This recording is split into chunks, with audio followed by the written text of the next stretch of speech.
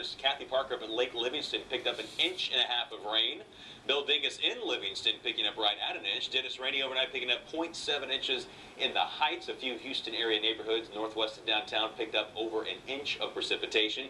Just over half an inch in Jersey Village and 0.37 inches this morning from DJ Tudor in Channelview. Past 3 hours, we can see some showers that have been blowing it off mainly north of Houston and weakening now as they do so. We have passed the heat of the day, and it didn't really get all that hot, but temperatures just climbing above 80 degrees. You've been stuck in the 70s north of Houston with this wide swath of clouds and rain showers still ongoing north of Livingston. In Houston, we've got the afternoon sun, a partly cloudy sky as the atmosphere is drying out. 81 the current temperature. Dew points are still in the upper 60s, so we haven't yet seen the lowest levels of the atmosphere dry out, but the mid and upper levels certainly drying with the lack of clouds outside. North wind blowing at 12 miles per hour. Down in Galveston, it's now mostly sunny, 84. Dew point still above 70. North-northeast wind at 8 miles per hour. So with the temperature and the dew point fairly close to one another, it's going to feel rather humid this evening. Here's a 2-day time lapse of the clouds and rain showers blowing through. An upper-level storm that started off in Arizona and New Mexico last Friday, working its way through the state of Texas. And once it scooped up some of this Gulf moisture, it really got its act going, especially once it hit just east of Houston.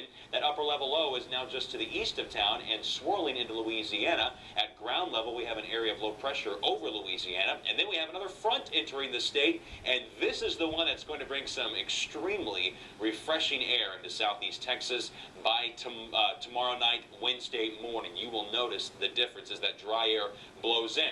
They're a little warm out in the western part of the state with all the sun they've had. 87 currently in San Angelo. Behind that front, it's sunny and 76 in Amarillo. Northwestern part of the state falls into the 50s tonight. We will still have wet ground and moist air to go along with it, so we're looking at lows only in the upper 60s by comparison. And because that front arrives here around this time tomorrow, we're going to make a run at 90 degrees. In fact, the southern half of the state will be warm to hot, 97 tomorrow in Laredo, while the northern half of the state will cool its way off. Locally, we're not expecting much precipitation out of this front, but there's still a 20% chance of an isolated rain shower. The deepest moisture has already been pushed off to our east, and as our pinpoint feature track indicates, by this evening, most of us will be looking at mostly clear skies. Overnight, we could see some patches of fog develop as the winds turn light, and we have that wet ground to go along with it. This band of clouds and rain across the Red River into near Abilene, 7 o'clock tomorrow morning, that's the front that'll work its way towards us around this time in the afternoon.